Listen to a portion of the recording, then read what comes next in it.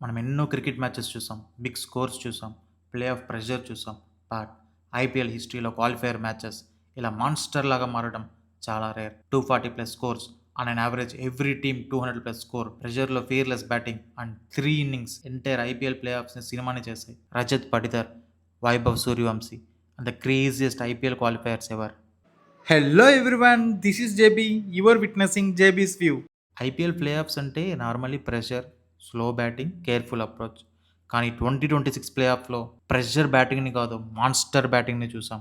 Qualifier 1 RCB batting start అయింది, score పెరిగింది, pressure పెరిగింది, క్రౌడ్ అరుస్తుంది. కానీ ఒక్క ప్లేయర్ మ్యాచ్ని ఇన్నింగ్స్ లాగా కాదు, స్టేట్మెంట్ లాగా ఆడాడు.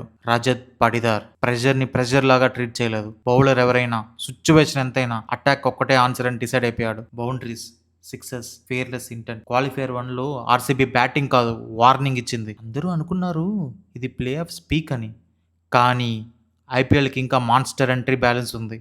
15 years, జస్ట్ 15. ప్లే ఆఫ్స్ ప్రెషర్లో ఎక్స్పీరియన్స్డ్ ప్లేయర్స్ కూడా టెన్షన్ పడుతుంటే ఒక school age kid entire bowling అటాక్ని అటాక్ చేశాడు. 97/29. ఇది ఇన్నింగ్స్ కాదు, pure destruction. Every over, every shot, every six. Fear అనే వర్డ్ బ్యాటింగ్లో కనిపించలేదు. అందరూ అనుకున్నారు ఒకసారి జరిగింది, నెక్స్ట్ మ్యాచ్ ఇంపాసిబుల్ అని. కానీ క్వాలిఫైయర్ 2లో 96/47.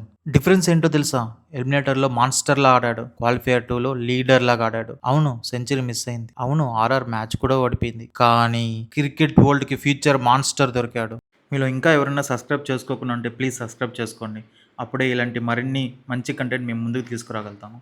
లాస్ట్ ఫ్యూ ఇయర్స్ ప్లే ఆఫ్స్లో మహా అంటే 180, 190, మ్యాక్సిమం 200. కానీ ఈ ఇయర్ 240+ స్కోర్స్ ఐపీఎల్ క్వాలిఫైయర్స్ని హాలీవుడ్ క్లైమాక్స్లా మార్చేసాయి. ఈ ఇయర్స్ తర్వాత పీపుల్ స్కోర్ కార్డ్స్ గుర్తుపెట్టుకోకపోవచ్చు, కానీ ఫీలింగ్స్ గుర్తుపెట్టుకుంటారు. రజత్ ఇన్నింగ్స్ చూసినప్పుడు ఆర్సీబీ ఫ్యాన్స్కి గూస్ బంప్స్ వచ్చాయి. వైభవ్ బ్యాటింగ్ చూసినప్పుడు ఎంటైర్ క్రికెట్ వరల్డ్ షాక్ అయింది. మేబీ ట్రోఫీస్ మర్చిపోతాం, మేబీ ఫైనల్స్ కూడా మర్చిపోతాం, కానీ 2026 ప్లే ఆఫ్స్లో ఈ 3 innings క్రికెట్ ఫ్యాన్స్ ఎప్పటికీ మర్చిపోరు. మీరు హానెస్ట్గా చెప్పండి, రజత్ పటిదార్ ఇన్నింగ్స్ బెటరా లేక వైభవ్ సూర్యవంశీ మ్యాడ్నెస్ బెటరా?